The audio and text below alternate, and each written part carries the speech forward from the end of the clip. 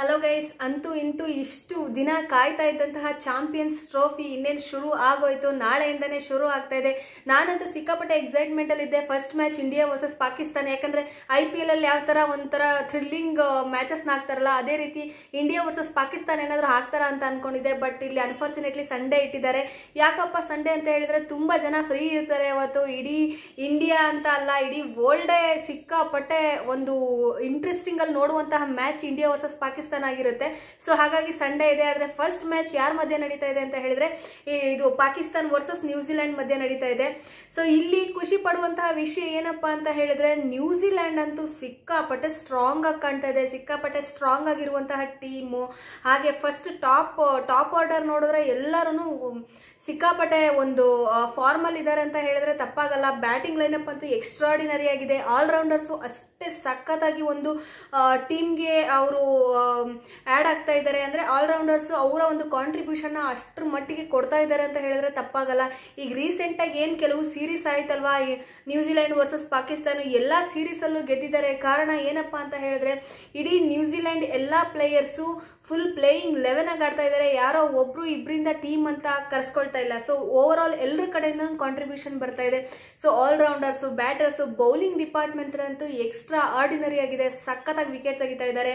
So ಹಾಗಿದ್ರೆ ನೋಡ್ತಾ ಹೋಗೋಣ ಮತ್ತೆ ಇದು ನ್ಯೂಜಿಲೆಂಡ್ ವರ್ಸಸ್ ಪಾಕಿಸ್ತಾನ ಯಾವ ತರ ಒಂದು ಬ್ಯಾಟಿಂಗ್ ಲೈನಪ್ ಇದೆ, ಹಾಗೆ ಪ್ಲೇಯಿಂಗ್ 11 ಯಾರೆಲ್ಲ ಬರ್ತಾರೆ, ಹಾಗೆ ಇವರ ಬೌಲಿಂಗ್ ಎಷ್ಟು ಮಟ್ಟಿಗಿದೆ, ಇವ್ರ ಬೌಲಿಂಗ್ ಎಷ್ಟು ಮಟ್ಟಿಗಿದೆ, ಪ್ರತಿಯೊಂದು ಡಿಸ್ಕಸ್ ಮಾಡ್ತಾ ಹೋಗೋಣ. ಅದಕ್ಕೂ ಮುಂಚೆ ನಮ್ಮ ಯೂಟ್ಯೂಬ್ ಚಾನಲ್ಗೆ ಯಾರೆಲ್ಲ ಸಬ್ಸ್ಕ್ರೈಬ್ ಮಾಡ್ಕೊಂಡಿಲ್ಲ ದಯವಿಟ್ಟು ಸಬ್ಸ್ಕ್ರೈಬ್ ಮಾಡ್ಕೊಳ್ಳಿ, ಓಕೆನಾ. ಸೊ ಹಾಗಿದ್ರೆ ಬನ್ನಿ ನೋಡೋಣ ಎಲ್ಲಿ ಹೇಗೆ ನಡೆಯುತ್ತೆ ಅಂತ ಹೇಳ್ಬಿಟ್ಟು. ಸೊ ಮೊದಲನೇದಾಗಿ ಫಸ್ಟ್ ಮ್ಯಾಚ್ ಹೇಳ್ದಂಗೆ ನ್ಯೂಜಿಲೆಂಡ್ ವರ್ಸಸ್ ಪಾಕಿಸ್ತಾನ ಇದೆ. ಸೊ ಇಲ್ಲೇನಪ್ಪಾ ಅಂತ ಹೇಳಿದ್ರೆ ಇದು ಅವರ ಹೋಮ್ ಗ್ರೌಂಡ್ ಆಗಿರುತ್ತೆ. ಪಾಕಿಸ್ತಾನಲ್ಲಿ ಕರಾಚಿಯಲ್ಲಿ ನಡೀತಾ ಇದೆ. ಸೊ ಪಿಚ್ ಯಾವ ತರ ಇದೆ, ಗ್ರೌಂಡ್ ಯಾವ ತರ ಇದೆ ಅಂತ ನೋಡಕ್ ಹೋದ್ರೆ ಪಿಚ್ ಬಂದ್ಬಿಟ್ಟು ಬ್ಯಾಟಿಂಗ್ ಫ್ರೆಂಡ್ಲಿ ಪಿಚ್ ಅಂತ ಹೇಳಿದ್ರೆ ತಪ್ಪಾಗಲ್ಲ. ಏನಪ್ಪಾ ಇದು ಬ್ಯಾಟಿಂಗ್ ಫ್ರೆಂಡ್ಲಿ ಪಿಚ್ ಅಂತ ಹೇಳಿದ್ರೆ, ಬ್ಯಾಟರ್ಸ್ ಕಾನ್ಫಿಡೆಂಟ್ ಆಗಿ ಸ್ಕೋರ್ ಮಾಡಬಹುದು, ತುಂಬಾ ಈಸಿಯಾಗಿ ರನ್ಸ್ ನ ಪಡ್ಕೋಬಹುದು. ಅಷ್ಟರ ಮಟ್ಟಿಗೆ ಚೆನ್ನಾಗಿದೆ ಬ್ಯಾಟರ್ಸ್ಗೆ ಅಂತ ಹೇಳಿದ್ರೆ ತಪ್ಪಾಗಲ್ಲ. ಸೊ ಇನ್ನು ಬೌಲಿಂಗ್ ಅಂತ ಬಂದಾಗ ಯಾರಿಗೆಲ್ಲ ಎಫೆಕ್ಟಿವ್ ಆಗಿದೆ, ಯಾರಿಗೆ ಸ್ವಲ್ಪ ಟಫ್ ಆಗ್ಬೋದು ಅಂತ ಹೇಳಿದ್ರೆ, ಇಲ್ಲಿ ಪೇಸರ್ಸ್ ವರ್ಸಸ್ ಸ್ಪಿನ್ನರ್ಸ್ ನ ನೋಡ್ತಾ ಹೋದ್ರೆ, ಸೊ ಸ್ಪಿನ್ನರ್ಸ್ಗೆ ಸ್ವಲ್ಪ ಕಮ್ಮಿ ವಿಕೆಟ್ಸ್ ಗಳು ಬಿದ್ದಿರುವಂತದ್ದು, ಪೇಸರ್ಸ್ಗೆ ಸಿಕ್ಕಾಪಟ್ಟೆ ಜಾಸ್ತಿ ಅಡ್ವಾಂಟೇಜ್ ಇದೆ ಅಂತ ಹೇಳಿದ್ರೆ ತಪ್ಪಾಗಲ್ಲ.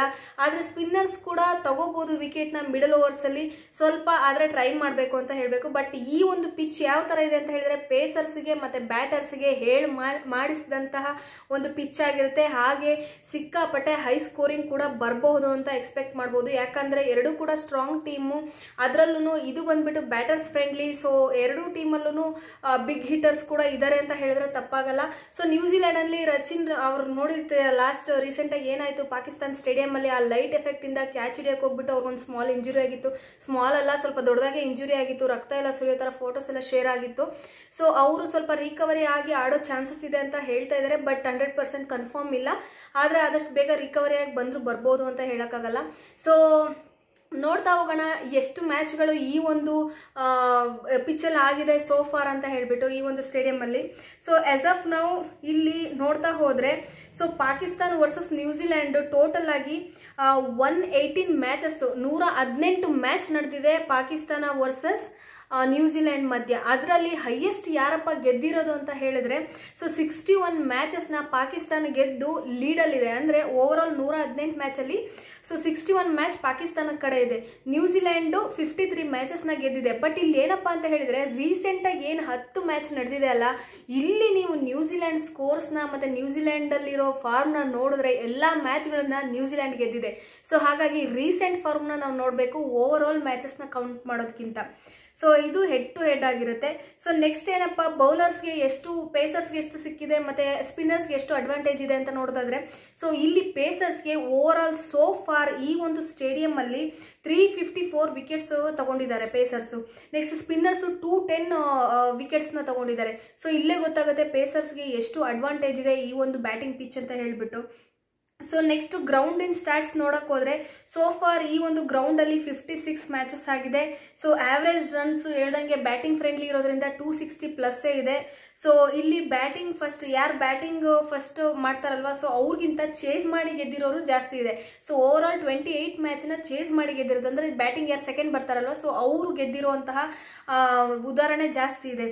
ಸೊ ನೆಕ್ಸ್ಟ್ ಲೈನಪ್ ನೋಡ್ತಾ ಹೋಗೋಣ. ಪ್ಲೇಯಿಂಗ್ 11 ಯಾವ ತರ ಇದೆ ಪಾಕಿಸ್ತಾನದ ಅಂತ ಹೇಳ್ಬಿಟ್ಟು. ಸೊ ಪಾಕಿಸ್ತಾನ ವರ್ಸಸ್ ನ್ಯೂಜಿಲೆಂಡ್ ಅಲ್ಲಿ ಪಾಕಿಸ್ತಾನ ಪ್ಲೇಯಿಂಗ್ 11 ಯಾವ ತರ ಇದೆ ಅಂತ ನೋಡ್ತಾ ಹೋಗೋಣ. ಮೊದಲನೇದಾಗಿ ಫಸ್ಟ್ ಓಪನಿಂಗ್ ಬ್ಯಾಟ್ಸ್ಮನ್ ಯಾರಪ್ಪ ಬರ್ತಾರೆ ಅಂತ ಹೇಳಿದ್ರೆ ಸೊ ಫಕರ್ ಜಮಾನ್ ಅವರು, ಬಾಬರ್ ಆಜಮ್ ಅವರು ಬರ್ತಾರೆ. ನೆಕ್ಸ್ಟ್ ಸೌತ್ ಸಕೀಲ್ ಇಲ್ಲ ಅಂತ ಹೇಳಿದ್ರೆ ಕ್ಯಾಮ್ರನ್ ಗುಲಾಮ್ ಅವರು ಬರ್ತಾರೆ. ಅದಾದ್ಮೇಲೆ ರಿಜ್ವಾನ್ ಅವರು ಇರ್ತಾರೆ. ಸೊ ನೆಕ್ಸ್ಟ್ ಸಲ್ಮಾನ್ ಆಗಾ ಅವರು ಬರ್ತಾರೆ. ಅದಾದ್ಮೇಲೆ ಖುಷ್ದಿಲ್ ಶಾ ಅಥವಾ ತಯೇಬ್ ತಾಹಿರು. ಸೊ ಇವರಿಬ್ಬರಲ್ಲಿ ಯಾರಾದ್ರೂ ಒಬ್ರು ಬರ್ತಾರೆ. So Faheem Ashraf, next Shaheen Afridi, next Haris Rauf ಅಥವಾ ಸೊ ಇವರಿಬ್ಬರಲ್ಲಿ ಯಾರಾದ್ರೂ ಒಬ್ರು ಬರ್ತಾರೆ. ನೆಕ್ಸ್ಟ್ ನಜೀಮ್ ಶಾ, ಆಮೇಲೆ ಅಬ್ರಾರ್ ಅಹಮದ್, ಇವರಿಷ್ಟು ಬೌಲಿಂಗ್ ಲಿಸ್ಟ್ ಅಲ್ಲಿ ಬರ್ತಾರೆ. ಇದಾಗಿರುತ್ತೆ ಪ್ಲೇಯಿಂಗ್ 11. ನಾವು ಒಬ್ಬೊಬ್ಬರದೇ ಸ್ಕೋರಿಂಗ್ ಸೆಪರೇಟ್ ಆಗಿ ನೋಡ್ತಾ ಹೋಗೋಣ. ರೀಸೆಂಟ್ ಫಾರ್ಮು, ರೀಸೆಂಟ್ ವಿಕೆಟಿಂಗ್ ಯಾವ ತರ ತೆಗ್ದಿದಾರಪ್ಪ ಅಂತ ಹೇಳ್ಬಿಟ್ಟು. ಸೊ ಇದರಲ್ಲಿ ಮೊದಲನೇದಾಗಿ ನೋಡ್ತಾ ಹೋದ್ರೆ ಸೊ ಫಕರ್ ಜಮಾನ್ ಇವರ ಒಂದು ರೀಸೆಂಟ್ ಫಾರ್ಮು ತುಂಬಾನೇ ಚೆನ್ನಾಗಿದೆ. ರೀಸೆಂಟ್ ಅಲ್ಲಿ 10 ರನ್ಸ್, 41 ರನ್ಸ್, 84 ರನ್ಸ್, 7 ರನ್ಸ್ ಇದೆ. ಬಟ್ ಏನಪ್ಪಾ ಅಂತ ಹೇಳಿದ್ರೆ ಕನ್ಸಿಸ್ಟೆನ್ಸಿ ಇಲ್ಲ. ಸೊ ಕನ್ಸಿಸ್ಟೆನ್ಸಿ ತಗೊಂಬಂದು ಓಪನಿಂಗ್ ಅಲ್ಲೇ ಒಳ್ಳೆ ಸ್ಕೋರ್ಸ್ ಬಂತು ಅಂತ ಹೇಳಿದ್ರೆ ಚೆನ್ನಾಗಿ ಸ್ಕೋರ್ ಮಾಡುವಂತಹ ಸಾಧ್ಯತೆ ಇದೆ. ನೆಕ್ಸ್ಟ್ ಬಾಬರ್ ಅವ್ರು ಬರ್ತಾರೆ. ಬಾಬರ್ ಅವ್ರದ್ದು ಅಷ್ಟೇ ಫಾರ್ಮ್ ಚೆನ್ನಾಗಿದೆ, ಬಟ್ ಕನ್ಸಿಸ್ಟೆನ್ಸಿ ಇಲ್ಲ, ಹೈ ಸ್ಕೋರ್ ಬರ್ತಾ ಇಲ್ಲ ಇವ್ರ ಕಡೆಯಿಂದ. 30, 20 ಈ ತರಾನೇ ಇದೆ. ಸೊ ನೆಕ್ಸ್ಟ್ ಸಾದ್ ಶಕೀಲ್ ಅವ್ರು ಬರ್ತಾರೆ, ಲೆಫ್ಟ್ ಹ್ಯಾಂಡ್ ಬ್ಯಾಟ್ಸ್ಮನ್. ಇವ್ರದ್ದು ಅಷ್ಟೇ ಫಾರ್ಮ್ ಅಷ್ಟೊಂದೇನು ಓಕೆ ಆಗಿದೆ, ಅಷ್ಟೊಂದೇನು ಚೆನ್ನಾಗಿಲ್ಲ. 8 ರನ್ 12 ರನ್ ಈ ತರ ಎಲ್ಲ ಔಟ್ ಆಗಿದ್ದಾರೆ. ಇದೆಲ್ಲ ಅಷ್ಟೊಂದು ಅಡ್ವಾಂಟೇಜ್ ಆಗಲ್ಲ ಚಾಂಪಿಯನ್ಸ್ ಟ್ರೋಫಿಗೆ. ಸೊ ನೆಕ್ಸ್ಟ್ ರಿಜ್ವಾನ್ ಅವರು ಸೊ ವಿಕೆಟ್ ಕೀಪಿಂಗ್ ಕೂಡ ಮಾಡ್ತಾರೆ. ಇವ್ರ ಕಡೆಯಿಂದ ಹೈ ಎಕ್ಸ್ಪೆಕ್ಟೇಷನ್ಸ್ ಇದೆ ಪಾಕಿಸ್ತಾನಿ ಆಡಿಯನ್ಸ್ಗೆ ಅಂತ ಹೇಳಿದ್ರೆ ತಪ್ಪಾಗಲ್ಲ. ಯಾಕಂದ್ರೆ ಒಂದು ಟ್ರಸ್ಟ್ ಮಾಡುವಂತಹ ಒಂದು ಆಟಗಾರ ಅಂತ ಹೇಳಿದ್ರೆ ತಪ್ಪಾಗಲ್ಲ. ಇವರ ಫಾರ್ಮ್ ಕೂಡ ಚೆನ್ನಾಗಿದೆ. 46, 122 ರನ್ಸ್ ರೀಸೆಂಟ್ ರನ್ಸ್, ಇದು 49, 25 ರನ್ಸ್ ಈ ತರ ಸ್ಕೋರಿಂಗ್ಸ್ ಇದೆ. ಸೊ ಇವರು ಈ ಒಂದು ಮ್ಯಾಚ್ ಅಲ್ಲಿ ಕಾಂಟ್ರಿಬ್ಯೂಷನ್ ಇವ್ರ ಕಡೆಯಿಂದ ಬರಬಹುದು ಚೆನ್ನಾಗಿ ಅಂತ ಅನ್ಸುತ್ತೆ. ನೆಕ್ಸ್ಟ್ ಸಲ್ಮಾನ್ ಆಗಾ ಅವರು ಆಲ್ರೌಂಡರು. ಸೊ ಖುಷ್ದಿಲ್ ಶಾ ಅವರು ಆಲ್ರೌಂಡರು. ಫಹೀಮ್ ಅಶ್ರಫ್ ಇವರು ಕೂಡ ಆಲ್ರೌಂಡರು. ಇವ್ರ ಮೂವರಲ್ಲಿ ಸೊ ನನಗೆ ಒಂದು ಒಳ್ಳೆ ಕಾಂಟ್ರಿಬ್ಯೂಷನ್ ಯಾರ ಕಡೆಯಿಂದ ಬರಬಹುದು ಅಂತ ಹೇಳಿದ್ರೆ ಸೊ ಸಲ್ಮಾನ್ ಆಗಾ ಅಥವಾ ಫಹೀಮ್ ಅಶ್ರಫ್ ಇವ್ರ ಕಡೆಯಿಂದ ಬರ್ಬೋದು. ಯಾಕಂತ ಹೇಳಿದ್ರೆ ಫಹೀಮ್ ಅಶ್ರಫ್ ಅವರು ಬ್ಯಾಟಿಂಗ್ ಅಷ್ಟೇ ಅಲ್ಲ, ಬೌಲಿಂಗ್ ಕೂಡ ಮಾಡ್ತಾರೆ. ರೀಸೆಂಟ್ ಆಗಿ ಅವರು 3 ವಿಕೆಟ್, 2 ವಿಕೆಟ್, 5 ವಿಕೆಟ್ ಈ ರೀತಿ ಎಲ್ಲ ಮ್ಯಾಚ್ಗಳಲ್ಲೂ ವಿಕೆಟ್ಗಳನ್ನ ತೆಗೆದುಕೊಟ್ಟಿದ್ದಾರೆ. ಸೊ ಹಾಗಾಗಿ ಇವ್ರ ಕಡೆಯಿಂದ ಬ್ಯಾಟಿಂಗ್ ಅಲ್ಲಿ ಬಂದಿಲ್ಲ ಅಂದ್ರೂ ಬೌಲಿಂಗ್ ಅಲ್ಲಿ ಕಾಂಟ್ರಿಬ್ಯೂಷನ್ ಟೀಮ್ಗೆ ಸಿಕ್ಕಾಪಟ್ಟೆ ಬರ್ಬೋದು ಅಂತ ಅನ್ಸುತ್ತೆ. ಓಕೆನಾ. ಸೊ ನೆಕ್ಸ್ಟ್ ಇವರೆಲ್ಲ ಆದ್ಮೇಲೆ ಶೈನ್ ಅಫ್ರಿದಿ ಅವರು ಒನ್ ಆಫ್ ದ ಟ್ರಸ್ಟಬಲ್ ಸ್ಪರ್ಧಿ ಅಂತ ಹೇಳಿದ್ರೆ ತಪ್ಪಾಗಲ್ಲ, ಆಟಗಾರ. ಸೊ ಇವ್ರ ಕಡೆಯಿಂದನೂ ಒಳ್ಳೆ ರೀಸೆಂಟ್ ಫಾರ್ಮ್ ಇದೆ. 1 ವಿಕೆಟ್, 2 ವಿಕೆಟ್, 3 ವಿಕೆಟ್, 1 ವಿಕೆಟ್ ಈ ತರ ರೀಸೆಂಟ್ ಮ್ಯಾಚಸ್ಗಳಲ್ಲಿ ಎಲ್ಲಾ ಮ್ಯಾಚ್ಗಳಲ್ಲೂ ವಿಕೆಟ್ ತೆಗೆದುಕೊಟ್ಟಿದ್ದಾರೆ. ಸೊ ನೆಕ್ಸ್ಟ್ ಹರೀಸ್ ರೌಫ್ ಇವ್ರ ಕಡೆಯಿಂದ ಅಷ್ಟೊಂದೇನು ವಿಕೆಟ್ಸ್ ಬಂದಿಲ್ಲ, ಎಲ್ಲ 0-0-0 ಇದೆ. ಕೇವಲ ಒಂದೇ ಒಂದು ಮ್ಯಾಚಲ್ಲಿ 1 ವಿಕೆಟ್ ತೆಗೆದಿದ್ದಾರೆ. ನೆಕ್ಸ್ಟ್ ನಜೀಮ್ ಶಾ, ಸೊ ಇವರು ಅಷ್ಟೇ ಒಂದು ಟ್ರಸ್ಟಬಲ್ ಆಟಗಾರ. ಇವರು ರೀಸೆಂಟ್ ಫಾರ್ಮ್ ನೋಡಿದ್ರೆ 2 ವಿಕೆಟ್, 1 ವಿಕೆಟ್, 2 ವಿಕೆಟ್, 0 ಈ ತರ ಇದೆ. ಬಟ್ ಹೇಳಕ್ಕಾಗಲ್ಲ, ಒಳ್ಳೆ ಸ್ಕೋರ್ ಕೂಡ ಬರ್ಬೋದು, ವಿಕೆಟ್ ಕೂಡ ತೆಗೆಯೋ ಚಾನ್ಸಸ್ ಇದೆ. ನೆಕ್ಸ್ಟ್ ಅಬ್ರಾರ್ ಅಹಮದ್ ಇವರು ಅಷ್ಟೇ ಒಳ್ಳೆ ಆಟಗಾರ. So 1 wicket, 2 wicket recent forms ಎಲ್ಲ ಚೆನ್ನಾಗಿದೆ. ಸೊ ನೋಡಿದ್ರಲ್ವಾ ಇವ್ರ ಕಡೆಯಿಂದ ಯಾರು ಒಂದು ಡ್ರೀಮ್ 11 ಅಂತ ನೋಡೋಕೆ ಹೋದ್ರೆ ಯಾರ ಕಡೆಯಿಂದ ಚೆನ್ನಾಗಿ ಸ್ಕೋರಿಂಗ್ಸ್ ಬರ್ಬೋದು ಅಂತ ಹೇಳಿದ್ರೆ ಆಲ್ರೌಂಡರ್ ಆಗಿರುವಂತಹ ಫಹೀಮ್ ಅಶ್ರಫ್ ಅಥವಾ ಸಲ್ಮಾನ್ ಆಗಾ ಇವ್ರ ಕಡೆಯಿಂದ ಯಾರಾದ್ರೂ ಬರ್ಬೋದು, ರಿಜ್ವಾನ್ ಕಡೆಯಿಂದ ಬರ್ಬೋದು, ಅಥವಾ ಓಪನಿಂಗ್ ಬ್ಯಾಟ್ಸ್ಮನ್ ಅಲ್ಲಿ ಯಾರಾದ್ರೂ ಒಬ್ರು ಸೆಟ್ಲ್ ಆದ್ರೂ ಒಳ್ಳೆ ಸ್ಕೋರಿಂಗ್ ಬರ್ಬೋದು.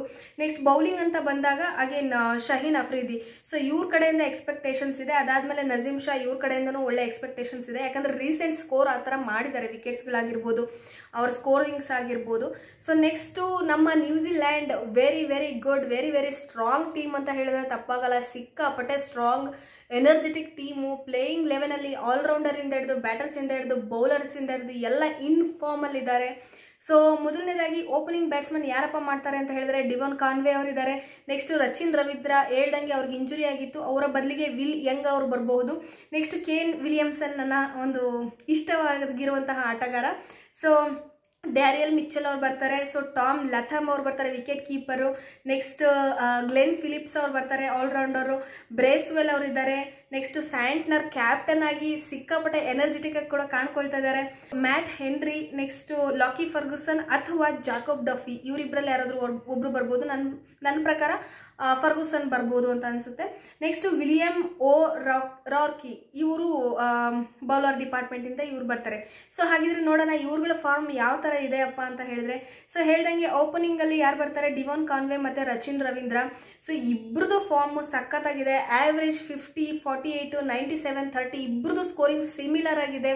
ಸೊ ಇಲ್ಲಿ ಏನಪ್ಪಾ ಅಂತ ಹೇಳಿದ್ರೆ ರಚಿನ್ ರವೀಂದ್ರ ಅವ್ರದ್ದು ಒಂದು ಬೆನಿಫಿಟ್ ಅಂತ ಹೇಳಿದ್ರೆ ಅವರು ಬೌಲಿಂಗ್ ಕೂಡ ಮಾಡ್ತಾರೆ. ಸೊ ಹಾಗಾಗಿ ಇವರು ಆಲ್ರೌಂಡರ್ ಕಡೆಯಿಂದ ಒಂದು ಒಳ್ಳೆ ಕಾಂಟ್ರಿಬ್ಯೂಟ್ ಮಾಡ್ಬೋದು ಟೀಮ್ಗೆ. So next Kane Williamson right hand batsman. So ಇವ್ರದ್ದು ಕೂಡ ಆವ್ರೇಜ್ 34, 35, 58, 22, 45 ಇದೆ. ಸೊ ಸ್ಟೇಬಲ್ ಆಟಗಾರ, ಹೊಡಿಬಡಿ ಅಂತ ಇಲ್ಲ, ಬಟ್ ತುಂಬಾನೇ ಸಖತ್ತಾಗಿ ಟೀಮ್ನ ತಗೊಂಡು ಹೋಗುವಂತಹ ಆಟಗಾರ. ಸೊ ಚೆನ್ನಾಗಿ ಸ್ಕೋರ್ ಮಾಡ್ತಾರೆ.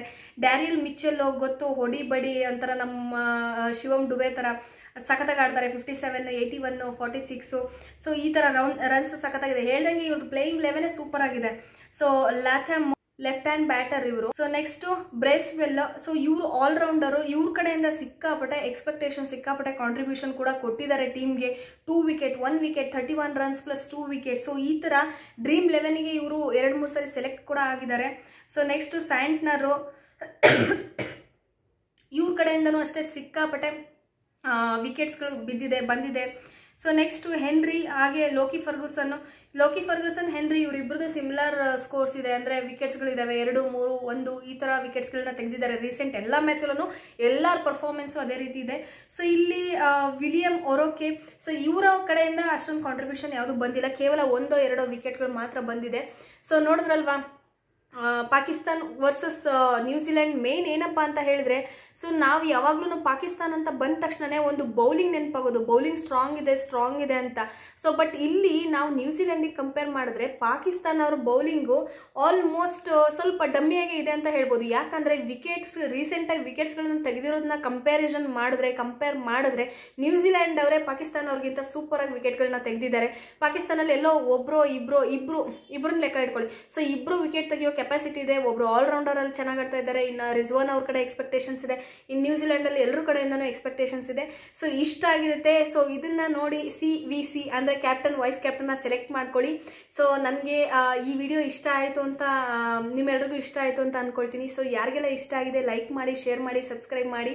ಸೊ ಹಾಗೆ ನಾನು ನಿಮಗೆ ಸಿಗ್ತೀನಿ ಮತ್ತೊಂದು ವಿಡಿಯೋ ಅಪ್ಡೇಟ್ ಮುಖಾಂತರ. ಹಾಗೆ ಎಲ್ಲರೂ ಮಿಸ್ ಮಾಡ್ದಿರ ನೋಡಿ ನಮ್ಮ ಇಂಡಿಯಾ ವರ್ಸಸ್ ಪಾಕಿಸ್ತಾನ್ ನಮ್ಮ ಮ್ಯಾಚ್ನ ನೋಡಿ ತಪ್ಪದಿರ ನೋಡ್ತೀರಾ, ನಾನು ಹೇಳಿಲ್ಲ ಅಂದ್ರೂ. ಸೊ ಎಲ್ಲ ನೋಡಿ ಸಪೋರ್ಟ್ ಮಾಡಿ, ಓಕೆನಾ? So thank you so much.